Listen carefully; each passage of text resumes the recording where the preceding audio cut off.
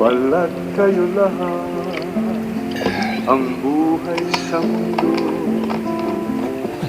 nakangiti kahit hindi totoo. Buenos días, buenas tardes, buenas noches mga amigos, mga amigas, mga kompanyeros, kompanyeras. Magandang araw po sa inyong lahat. Ako po ang inyong lingkod, Attorney Rene Bueno. Kung mapapansin po ninyo, pinatugtog ko yung kapiraso ng awitin ni Mr. Anthony Castelo. Isang sikat na mga awit nung dekada 70 hanggang 80. At pinatugtog ko itong kanyang kantang Balat Kayo, sapagkat sa darating na halalan sa Lunes, Mayo 12, ay dapat po nating pag-aralang mabuti kung sino ang ating pipiliin na mamumuno sa ating bansa. Mga kandidato na ating ipupwesto diyan sa ating Senado, sa Kongreso, sa munisipyo at sa ating mga probinsya. Kinakailangan nating suriing mabuti ang kanilang mga kakayahang magtrabaho bilang public officials. Kailangan nating malaman kung talagang tunay silang maglilingkod sa ating bayan. Sila ba ay tapat? Sila ba ay open to being a very transparent public official? Sila ba ay merong tinatawag na accountability to the people?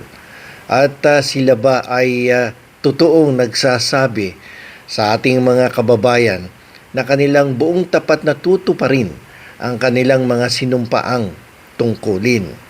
Sapagkat kung mapapansin ninyo, nitong nakaraang 90 days national campaign at 45 days campaign para sa mga lokal na opisyales, ay napakaraming pangako ang binitawan ng mga kandidato sa atin. At ang dami ding mga lumang muka. There are so many old faces, and definitely if we will be able to elect these old faces, there will be the same old problems that we will encounter in the next few months. Kung hindi nila nagampanan na maganda yung kanilang tungkulin bilang public officials at sila ay muli nating iluluklok sa kapangyarihan, definitely there will be the same problems. Kung paulit-ulit natin silang bibigyan ng opportunity na maging mayor, maging kongresista, maging senador, at tapos ay kung ating bubusisiin ang kanilang mga naging performance sa ating pamahalaan, ay wala naman palang nagawa, bakit mong ihahalal muli ang mga ganitong klaseng kandidato? Ang nagiging problema dito sa ating bansa, katulad nitong nakaraang mga campaign period for national and local officials, mapapansin mo nung nilabas yung surveys, ang nangunguna sa surveys ay mga kandidatong recycled. Mga kandidatong wala namang kakayahan talaga maglingkod sa ating bayan. Mga kandidatong kapag kaharap mo ay nakangiti at pulos pangakong hindi naman natutupad. At kung titingnan mo ang qualifications at credentials, ay talaga namang hindi siya nang lalait, talaga namang walang ibubuga. Walang kakayahang maglingkod sa ating bayan bilang mga mambabatas, parehas sa mababang kapulungan at sa mataas na kapulungan sa Senado. At mapapansin nyo nga doon sa survey na isinagawa ng mga different survey firms, kung sino yung may kakayahang magtrabaho bilang mambabatas, ay hindi natin nakikita sa surveys na isinasagawa ng mga private survey firms. Kulilat, wala sa nangungunang mga kandidato para maging mambabatas ng ating bansa. Bakit ganun ang nangyayari? Nasaan ang problema? Sino kaya ang tunay na problema kung bakit patuloy na naghihirap ang ating bansa? Tanungin niyo po yung inyong sarili. Sino ba namimili ng mga pinuno ng ating bansa? Hindi ba tayo? Bakit hindi tayo makapamili ng mga leader na kwalipikado, may kakayahan at magtatrabaho, hindi magnanakaw at ibibigay talaga ang lahat ng benepisyo galing sa buwis na ating ibinabayad, ibabalik sa ating mga mamamayan. Alam nyo, napakayaman ng bansang Pilipinas. Bilyon-bilyon nga yung ninanakaw ng mga elected public officials. Biruin ninyo kung ito ay maibabalik in the form of so many benefits, like for instance, healthcare benefits. Yung mga binibigay na mga housing project sana para sa mga walang bahay, mga mahihirap na mga Pilipino. Kung naibabalik lang sana sa ating mga kababayan ang perang dapat inilaan sa kanila at hindi na pupunta sa bulsa ng iilang mga trapo at mga hindi mapagkakatiwalaang politikong naglilingkod sa ating bayan. Nakakapanlambot kasi pag nababasa mo yung mga lumalabas na mga surveys ng different private firms. Nangunguna ang hindi mga qualified to serve at nangungulelat yung mga qualified candidates. Yung mga CPA, wala sa top. Yung mga lawyers na magagaling, wala sa top 12. At sino ang nangunguna? The same old faces. And definitely we will be facing the same old problems in the very near future kung sila uli ang inyong iluluklok sa kapangyarihan. Itong darating na Mayo 12 sa Lunes is not just about voting different candidates. This is about choosing the future of our children, our grandchildren, and our country. Seryosong bagay ito. Hindi ito isang araw na aktibidad na ating gagawin, kundi dito nakasalalay ang kinabukasan ng lahat ng Pilipino. Lalong-lalo na yung mga kabataan. Inaasahan nila to na majority of the voters of this country will elect those who are responsible enough to deliver, those who are qualified, those who are skilled and competent to serve the Filipino people. This is not about choosing yung celebrity crush natin dahil lang guwapo, dahil kasing guwapo ko.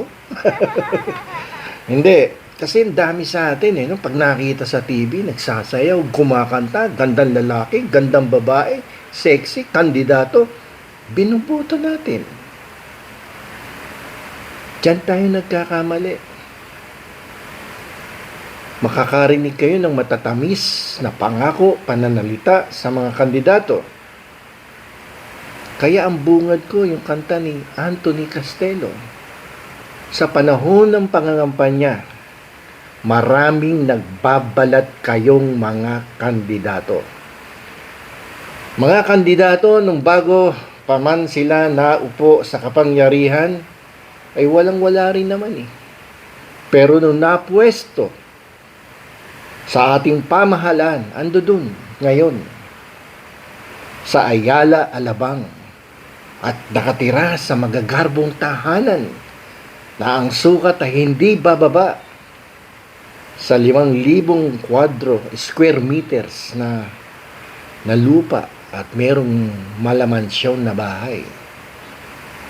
Pero ang ating mga mamamayan na binigyan ng matatamis na pangako ay patuloy na naghihirap, patuloy na naghihikahos, patuloy na nangungutang upang ipadala sa mga paaralan ang kanilang mga anak. Patuloy ang kakulangan sa edukasyon. Hindi lamang kakulangan sa edukasyon, kundi mababang kalidad ng edukasyon ang nakukuha ng ating mga kabataan. At kung muli nating iluluklok sa kapangyarihan ang mga dati nang nagtrabaho at binigyan natin ng tiwala upang hawakan ng kapangyarihan makapagsilbi sa ating mga kababayan, for sure, the same old problems, the same people, the same old faces, ganun din. This is going to be parang recycled public officials. This is clearly a deja vu. Ulit lang yan. Ulit ng ulit. So, this coming Monday, if we are going to the voting precincts, sana, bago kayo pumunta sa presinto, inaral ninyo ang kakayahan ng taong inyong bibigyan ng inyong tiwala upang maglingkod sa ating bayan. Siya ba ay may kakayahang magbalangkas ng batas? Siya ba ay isang taong nagsunog talaga ng kilay upang pag-aralan at makapagsilbi sa ating mga kababayan? Nag-aral ng batas. Nag-aral kung paano makapagsilbi sa taong bayan. Hindi yung out of school, sumikat, naging celebrity. Ang galing magsayaw, ang galing manuntok, ang galing kumanta. Binoto mo, patay kang bata ka. Di ba? So, siguraduhin natin sa Lunes bago tayo pumunta sa presinto. Pag-aralan ang kwalifikasyon, pag-aralan ang performance, ano ang kakayahan nito upang magtrabaho bilang mambabatas ng ating bansa. Dito nakasalalay ang ating kinabukasan. Kinabukasan ng inyong mga anak, kinabukasan ng inyong mga apo. Ipamamana natin yan sa mga kabataan. Kaya tayo ay dapat maging mapanuri sa mga taong inyong bibigyan ng inyong tiwala upang maglingkod sa ating bayan. So sa darating na Lunes, Mayo 12 ng taong kasalukuyan, ito po ay hindi basta halalan lamang. Ito po ay isang pagkakataon sa bawat mamamayang Pilipino na tumulong iangat ang antas ng ating kabuhayan.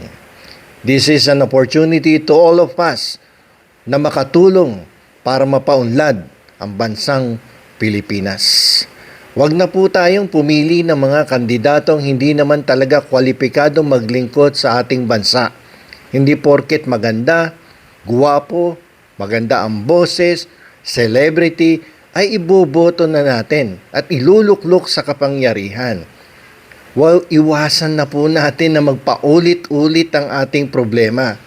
Hindi nyo ba napapansin yan? Paulit-ulit ang problema ang ating nararanasan sa ating bansa. Sapagkat paulit-ulit kayong nagluluklok ng mga tao sa kapangyarihan na wala namang kakayahang maglingkod sa ating bayan.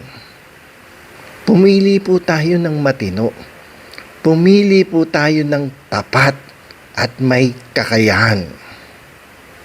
Isang pakiusap lang po sa bawat mamamayang Pilipino. Balat sa'yo lahat.